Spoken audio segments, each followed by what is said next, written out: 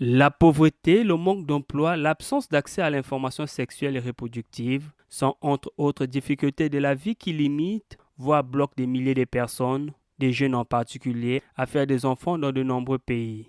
Lors de cette activité, il s'est agi de présenter le rapport sur l'état mondial de la population 2025, axé sur la crise de la fécondité. Un rapport mis en œuvre par le Fonds des Nations Unies pour la population. C'est un rapport qui nous interpelle sur la crise de fécondité, qui nous interpelle sur le choix et la liberté, et qui nous interpelle à ne pas penser non seulement à la réduction du taux de natalité ou de fécondité, ni à l'augmentation de la population, mais plutôt cette population, elle vit comment?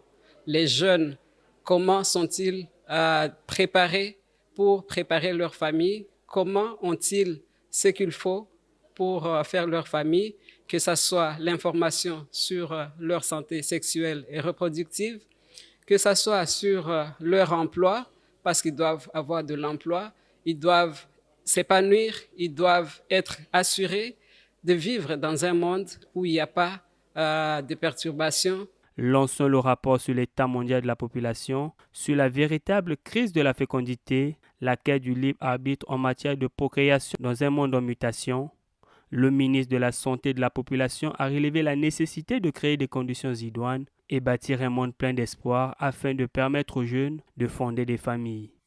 C'est une alerte qui sonne comme un appel à l'action, lancé au pouvoir public, aux communautés et aux partenaires. Nous ne pouvons rester insensibles à ce constat, doublé d'une interpellation, afin de donner aux jeunes les moyens de créer des familles dans un monde juste et plein d'espoir, tel que préconisé par le thème de la Journée mondiale de la population, célébrée à travers le monde il y a un mois.